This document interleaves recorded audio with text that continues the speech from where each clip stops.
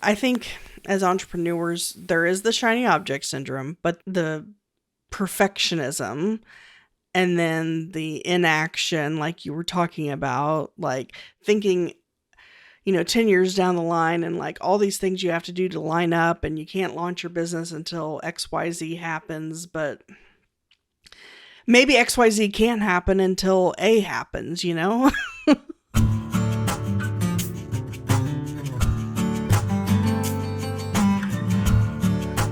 Hey, everybody, and welcome back to another episode of the Slow Smoke Business Podcast. I'm Jared Morgan, and I'm excited to have Sarah St. John here with us this week. Now, Sarah is the host of the Frugalpreneur podcast, where she talks about building businesses without having to raise millions of dollars. And she's also the CEO and founder of PodSeam. PodSeam is a full-service podcast website, and she's done it on a shoestring. She's going to tell us how she did it. While we're doing that, we're going to be actually making some chicken wings, some barbecue. You might say that chicken wings aren't barbecue, but I would firmly disagree. As long as there's smoke involved, it's barbecue. So welcome, Sarah. Thanks for being here. Well, thanks for having me. I'm looking forward to it. Yeah, so let's transition over to the grill and get these bad boys going.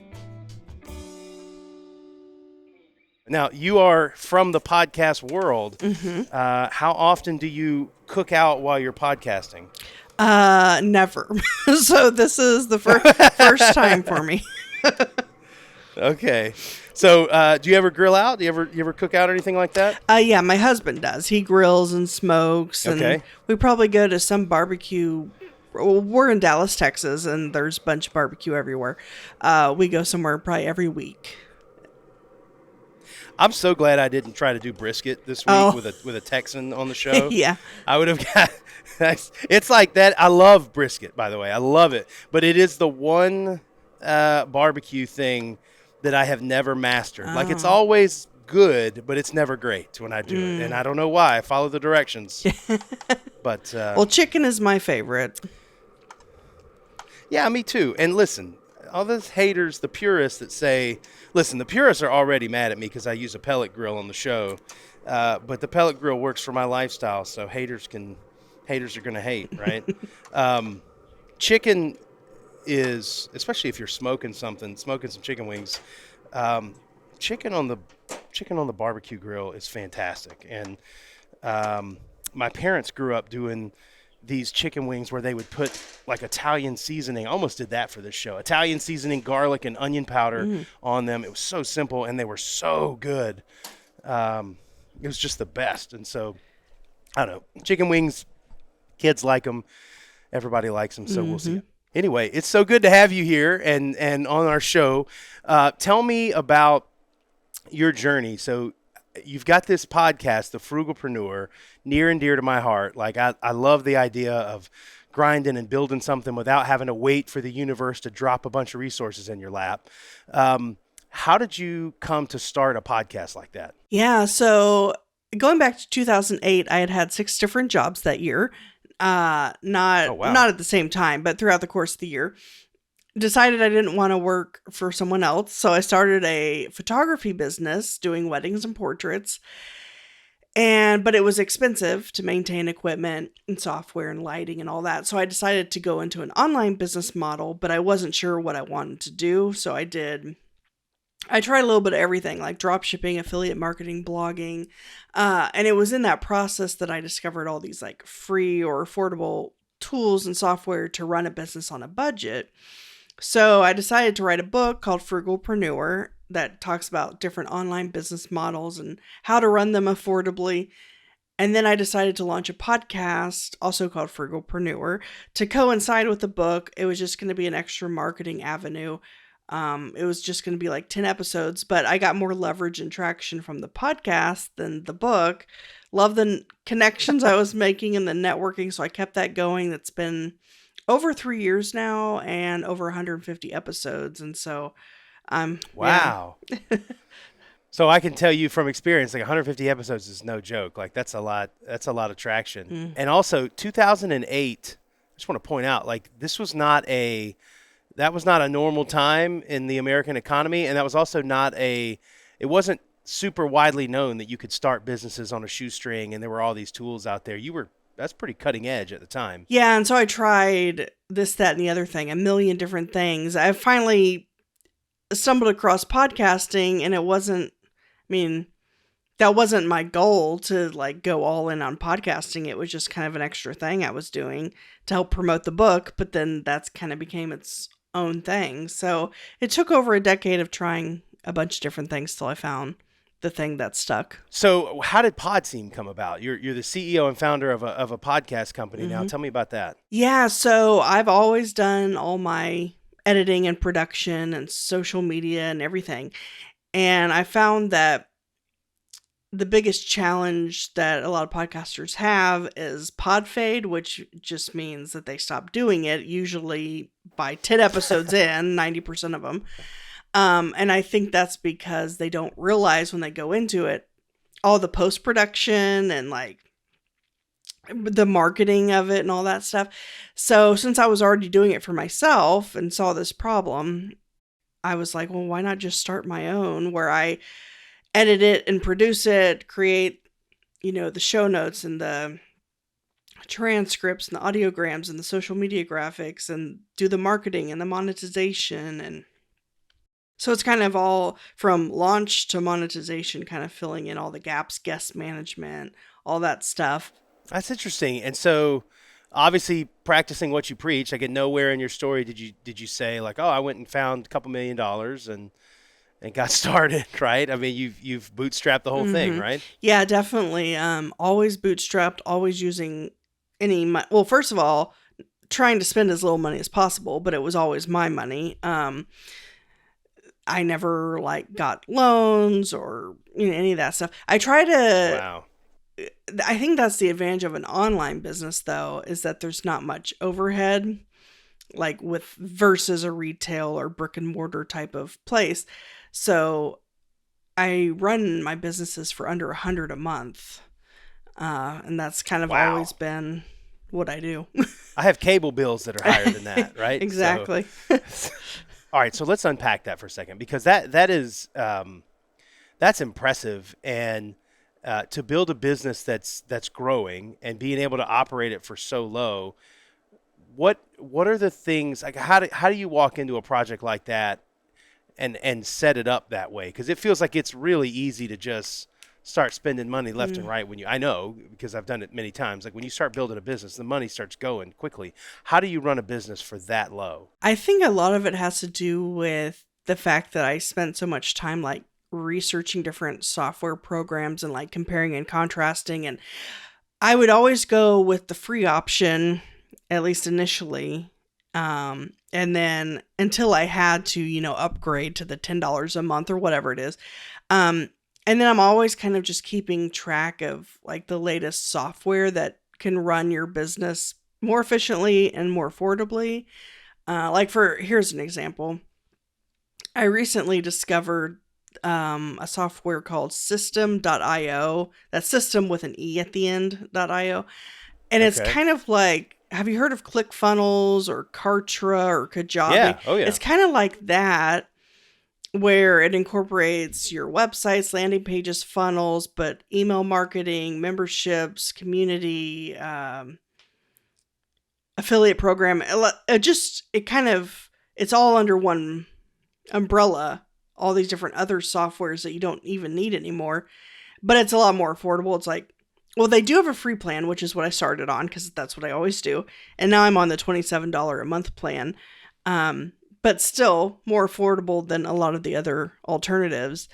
And I mean, you could run a lot of, aside from that, I have my podcast hosting. You're getting a lot of traction for not a lot of money.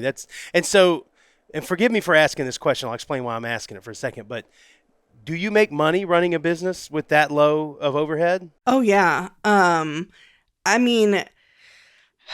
a certain point, when you start making more money, it's good to invest in marketing, like ads, whether it's social media or like podcast player ads, especially for a podcast, or investing in like a VA or something like that. So I only spend more money as I make more money. Right.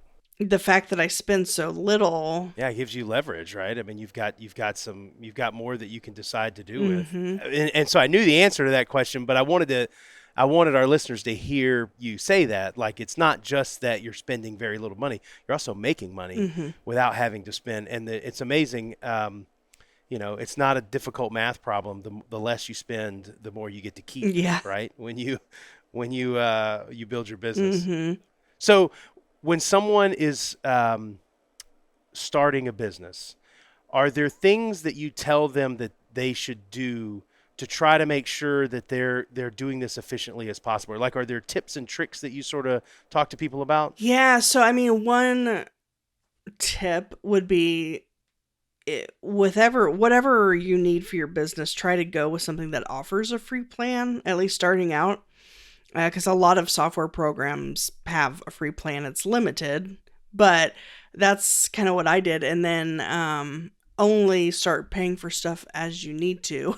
So usually that means as you're making more money, getting more customers or whatever it might Right. be. And I definitely recommend having a website. I think that's one thing that people just assume they can just have a Facebook page, and it's good to have social media, but algorithms are always changing and you never know what's going to happen with social media platforms.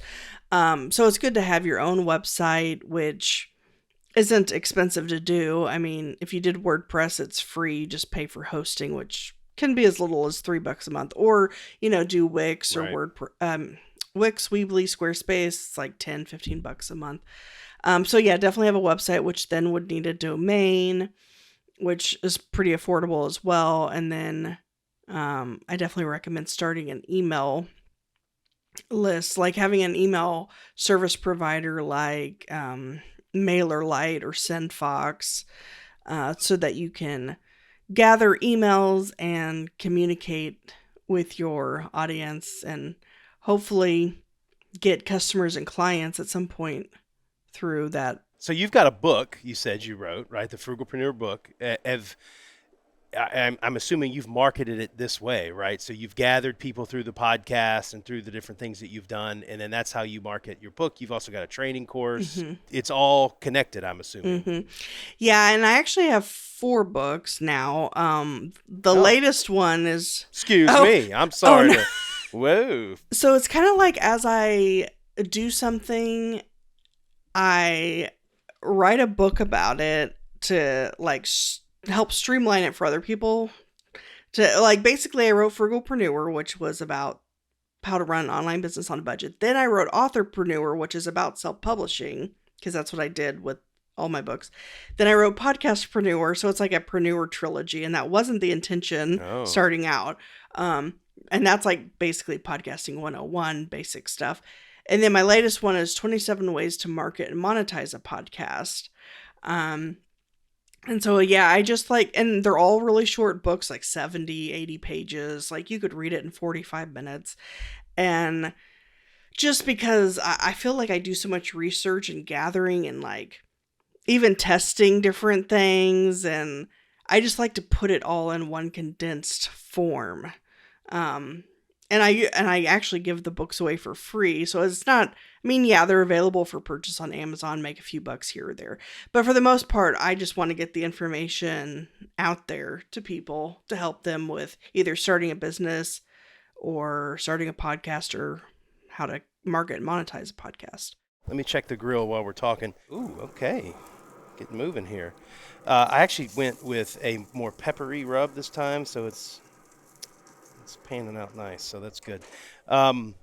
What is your goal? So where are you trying to go with what you're doing? So you've got the podcast company, you've got these books and the training courses. Where are you trying to take this? Is there a vision that you're trying to fulfill? Yeah, well, I mean, I think just getting people to understand the power of podcasting, at least for business owners especially, and helping distill that information to where it's not as complicated. It makes sense. It's easy. And then I mean, I would like to. I started going to podcast conferences. I'd like to start speaking at some of those as well. But yeah, that's my goal, is just to help business owners either launch podcasts or grow an existing podcast and then get more exposure with their podcast and make connections through guesting um and help them monetize as well. So why don't you lay out what is the value of a podcast to a business owner? Yeah, so it helps with exposure, first of all, but also, and it adds a credibility. People get to know, like, and trust you as they listen to your podcast. But also, like, if you have guests on, just the networking aspect of that, especially if the guest could become a potential customer or client, or assuming your listeners even could become a client or a customer, depending on what it is that you're doing, whether it's coaching or consulting or courses or products or services, and discoverability as well. And then even if you're a podcast host, I recommend also being a podcast guest, because then you're on other shows, getting exposure to their audience. And then if you're a guest on another show, obviously the people listening are already podcast listeners. They're more likely to go over and check out your show. And you can work out like cross promotion as well, or podcast swaps even, and kind of leverage each other's audience as well. Yeah, I got to get better at that. Like I'm like you're talking, and I'm like, yep, I got to do that. I've been doing this for I don't know how many episodes we've done, probably 15 or so, and I made it past the 10 mark. Yeah, Yay. that's good. But I got to get on other people's shows and do some things, and so I was just sort of trying to figure this out. It's so interesting to hear you talk about writing a book, and I think it's interesting to hear that you wrote short books, because I think that's the, when I got to an inflection point in my career a couple years ago, and I initially started the process of, okay, well, maybe I'm going to write a book about how I got here and the lessons I learned. And then I started to kind of go like, man, like writing a huge book sounds crazy. But the idea of, a podcast was really attractive. I don't know that I ever really considered a short book like that, something that's just like short and to the point. Yeah, I definitely recommend that, because, well, first of all, it doesn't take nearly as much time or, well, I was going to say money, but it's not. Other than paying for like editing, it doesn't really cost anything to self-publish a book anyway. But I like for my books, there's hardly any fluff in there. It's just like boom, boom, boom, gets to the point. That's how I like. I don't know. I just feel like that's maybe that's not for everyone. I don't know, but I like the fact that people can read it in one sitting. Yeah, I was about to say much higher chance that you're going to have people finish the book, knock it out, and read the whole thing. I mean, what is it? The percentage of people that don't finish, or percentage of books that never get finished. It's like some staggering amount of people that never finish books. They get 3/4 of the way through or halfway through or whatever. Get a couple of good ideas and move on. Mm-hmm. Yeah, exactly. So I think that's also an advantage of a small book, is that someone's more likely to finish it. And then if you can put some sort of like call to action in the front and back of the book, whether it's a freebie to get on your email list, or hey, this is what I offer, go to this website, check it out, or schedule your call, or whatever it might be. Right. So if they can finish the book, that's helpful. I'm always so interested to know how people's journey and how they got to be an entrepreneur. So when you were younger, what did you want to be when you grew up? Oh, well, it changed. I wanted to be a vet. Okay. Because I love animals, but yeah, I can't handle animal death, and so that wasn't going to work out. And then I wanted to be a teacher, like an elementary school teacher. I don't know. And then like I went to school for journalism. Like it was going to be like broadcast media, which now looking back, that kind of makes sense. I only got my associates. I didn't go on, but like now looking back, I'm like, journalism, broadcast media, okay, podcast, self-publishing, I don't know, maybe it... You can see like a linear path there, sure. Looking back, I definitely had a bug for entrepreneurialism, or like I think I was born with it in some way or something like that. Like I can see, when I was a kid, I would gather up stuff I got for free, like pencils and candy and whatever, and would try to sell it to my friends. But it didn't really register. Like, I didn't really realize that I wanted to be an entrepreneur until, I don't know, 15 years ago, probably. It's funny you say that. I used to do a really similar thing. Like my earliest bouts of entrepreneurship that I was fighting, like, I want to be an entrepreneur. Like I used to take my dad's firewood when I was 4, and I would load it in the back of my little Power Wheel, like, and I was driving off with it. And he thought it was really cute until I started selling it to the neighbors, and he was like, wait a minute, I need my firewood. Like, what are you doing? And I used to do that. I used to, like, if somebody got a box of Russell Stover's candy in the family, I would like abscond with that and like lock it in a room somewhere, and they would have to buy it back for me. I don't know what made me think that I was allowed to do that other than just being a 6-year-old kid and, thinking that was okay. But it's funny, like, at the time, I don't think I really thought about it as like entrepreneurial tendencies, but I guess it is. And you just kind of, you either sort of have that or you don't. Like some people are built to want to do things like that, to build, to want to create and create something that people want to buy and or want to be involved in. And maybe you don't have that. And I think probably most of the people that are listening to this show have that gene. So if you're talking to one of those people and they are asking you, hey, I want to start a business, but I'm afraid to do it, and I'm afraid I'm going to get caught, and it's going to cost too much money. How do you, I've seen you talk about, knowing the difference of when to spend money and when to not spend money. And you talked about something called shiny object syndrome, which I thought was interesting. Tell me about when to spend money and how to deal with shiny objects. Yeah, so I think with entrepreneurs, one of our, I guess, negative traits would be shiny object syndrome, at least every entrepreneur I've spoken with, where you start something and then you start something else and you start something else, or you hear about this or you see this and you're like, oh, I should try that. And that's how I was for a good decade until I found podcasting. But as far as what to spend money on or not, I mean, if it's an online business anyway, I would try to do, like I had said earlier, as far as try using stuff that's free, at least initially. A lot of things have free plans, and then only start paying for stuff as you need to, as you build. Wow. Well, the thing I mentioned earlier, System.io, is $27 a month. That's probably the most expensive thing I actually pay for on a monthly basis, as far as my, most of the stuff's $10 or less. So just, comparing and contrasting different like if you need a calendar platform or a website or a funnel builder, or there's so many different things for an online business. But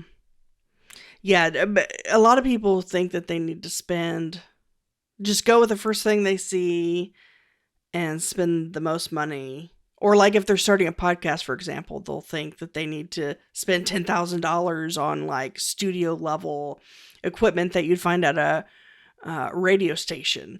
But I recommend, if you're going to start a podcast, starting for like under $100. The microphone I have here is an ATR 2100, which was like, I don't know, $60 or $80. And then, and it's a USB mic, plugs right into your computer. And I recommend headphones or earbuds, which most people already have. Right. And then you need a podcast host as well, which can range from free to like $20 a month. But yeah, so you could easily start a podcast for under 100. You don't need to spend 10,000.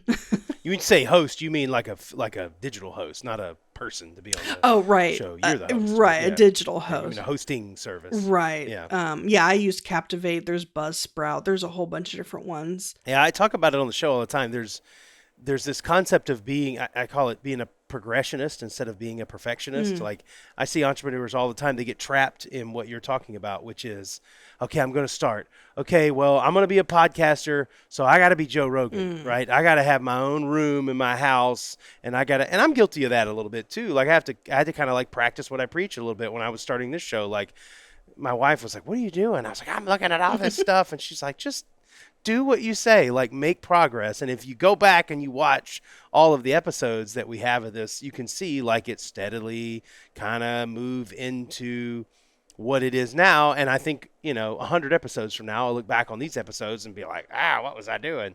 Right. But that's how great things are made, right? Is you don't overcommit yourself.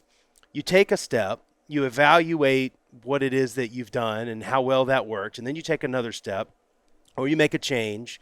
And once you like do a lot of those little step-by-step movements in creating a business, you look up in a year or two and you look back and you go, man, I've made a lot of progress here. Like I'm way better than I was, and I'm way better than most people that are doing this, right? Because you've just sort of prioritized steady forward movement over, coming out of the gate and being the next, big thing.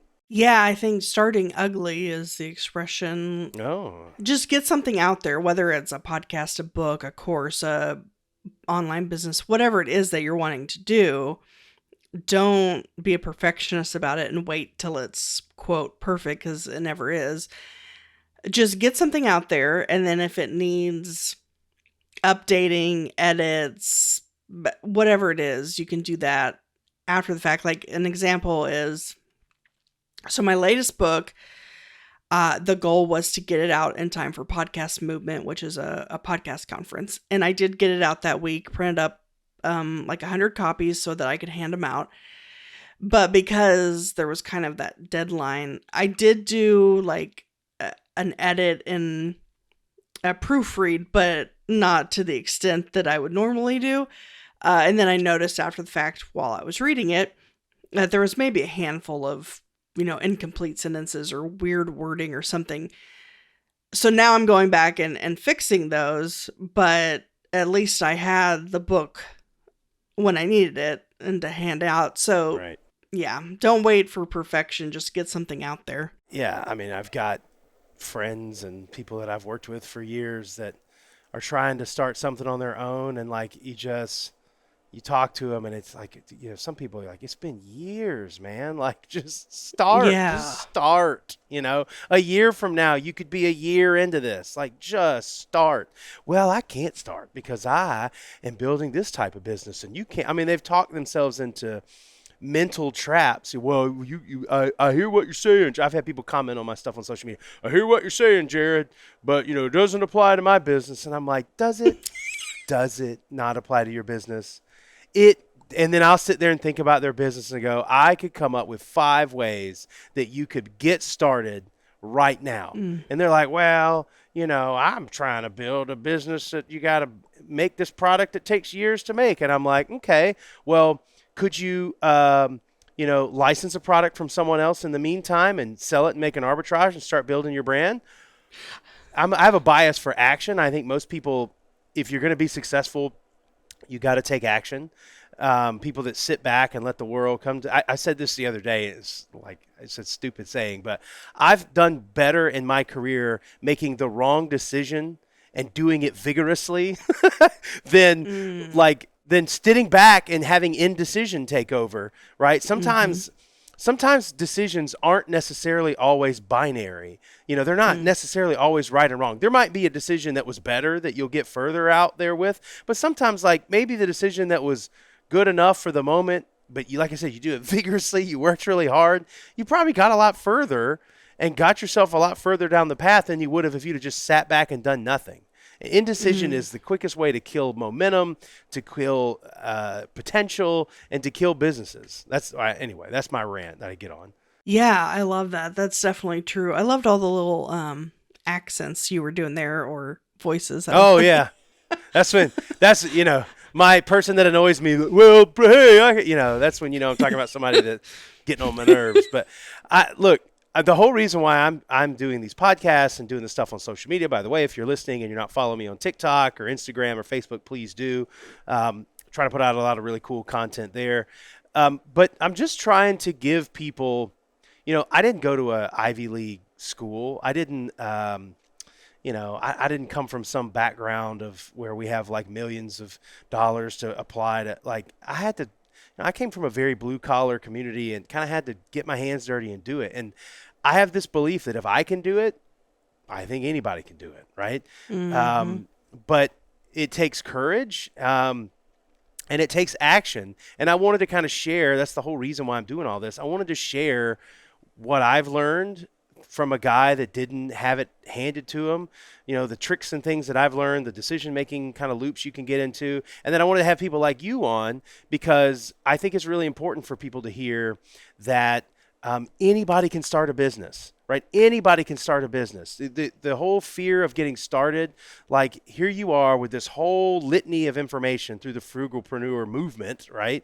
That you can start without spending a ton of money and you've made progress. And maybe you put yourself in a position down the road, to your point, where you can spend more because you've made more. Now, well, I was running on $100 a month, but now I'm making $1,000 a month. What could I do if I spent $300 a month? I've already got that to spend because I've made that now. I don't know. People need to hear these kinds of stories, and I'm hoping that over time we start to learn about people that started businesses, hearing messages like we're trying to give them on a show like this. I think as entrepreneurs, there is the shiny object syndrome, but then Right. there's also the perfectionism, and then the inaction, like you were talking about, like thinking, well, and I guess that kind of goes with perfectionism, like thinking, 10 years down the line and like all these things you have to do to line up, and you can't launch your business until XYZ happens, but maybe XYZ can't happen until A happens, Yeah. If you had to do this in order to live, you know what I'm saying? Like if somebody put a gun to your head and said, well, I'm pulling this trigger unless you figure out how to get this business to make some kind of progress, I bet you'd figure something out, right? I mean, that's this defeatist attitude, or I used to, with people I would work with, sometimes I would say, well, how are we going to figure this out? And they go, oh, I don't know. And then I would tell a lie and I would say, well, I've got it figured out, but I'm not going to tell you what it is. How do you think I've figured it out? And then you start seeing people going, well, you probably did this and and I hadn't figured it out, right? But the fact that somebody told them it was possible to figure out makes them start getting realistic and go, well, you could do this. Mm. All right, let's check the grill one more time. Sarah, it's been great to have you here. Well, thank you. Okay, now we're getting some, look at that. Crispy brown. Oh, We're going to go a little bit. If I could ship them to Dallas, I'd ship them there. Do you have a couple? Yeah, exactly. I was thinking I wish I was there so I could actually eat them. So what do you do with them? Do you and your family just eat those after, or? Are you kidding me? You think of course I eat these bad boys. Like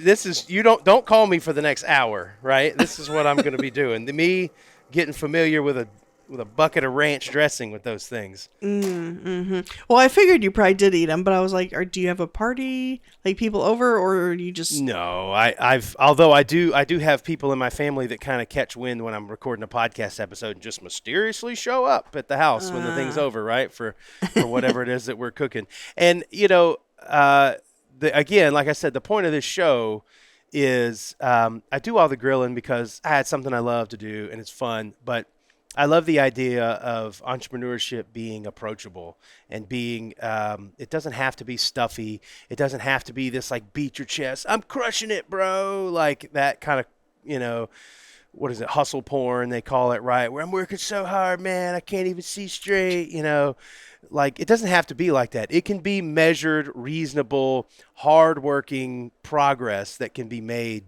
to create a business. Mm-hmm. And I love the name of it, Slow Smoke Business, because obviously you're slow smoking, but also it kind of has that double entendre where it's like building a business slowly, or at least taking the steps you need when you need them. I'm glad you said that. So in a couple of episodes, we've got a guy coming on that was the co-author of the book Blitzscaling, which is the polar opposite of that, right? It is about getting huge, fast. And so I can't wait. I don't know if it'll be a debate, but I can't wait to talk to his name's Chris Ye, super smart guy. I can't wait to meet him. But I really want to, because that's not a playbook I know. For me, I built a business in Alabama. And so there just wasn't, venture capitalists around every corner throwing money at us for a half-baked idea like there is in Silicon Valley or Boston. Here you actually had to have some meat to your plan, and it had to be reasonable, and you had to have some traction. And but it'll be really interesting to hear because, of course, the co-author of that book, Reid Hoffman, built LinkedIn. That guy's a legend, and so they certainly know what they're talking about. It's just kind of a different worldview. Mm-hmm. Oh, that'll be interesting. Yeah, I hadn't heard of that book before. I'm gonna check that out. Oh yeah, I love reading. Blitzscaling will probably be very much at odds with the frugalpreneur mindset. It'll still be interesting to read, though. Well, sure, and I'm sure there's always something you can glean from that. And there's more than one path home, right? I mean, it clearly has worked for many people that there's a way for you to do that and get big and get big really fast. And then there's also plenty of schmucks out there that did that, like the WeWork guy that apparently has raised $300-something million for his next venture. Oh, really? Somebody gave that dude money again. It's like. Did you watch that? Was it on Apple or Hulu? Oh yeah, We Crashed. Yeah, that was good. It was great. It was that guy so Jared Leto did a great job in that show, but it's fascinating to watch someone who is equal parts brilliant and brash but also reckless and sort of idiotic and watching someone go. I mean, I think most explosive growth stories like that, there's a character somewhere in there like that. I also watched the one called Super Pumped, which was about the creation of Uber and Travis Kalanick. I think it's on Showtime or something like that. But if you haven't watched that one is really good, right? He was Travis Kalanick, definitely not a schmuck, very smart guy, but played really fast and loose with the rules. And some of the stuff he pulled over on Apple, is sort of like, I don't know, that took some cojones, right, to do that. And I don't know, he ended up out of there because of the culture that they created. But that's a wild thing. And I think most big businesses that have grown up and blown up into something big, there's a story in there somewhere like that.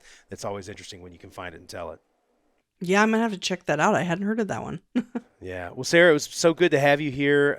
You can always tell when you have another podcaster on because it starts to get real casual and we're just chatting, right? Somebody knows what they're doing.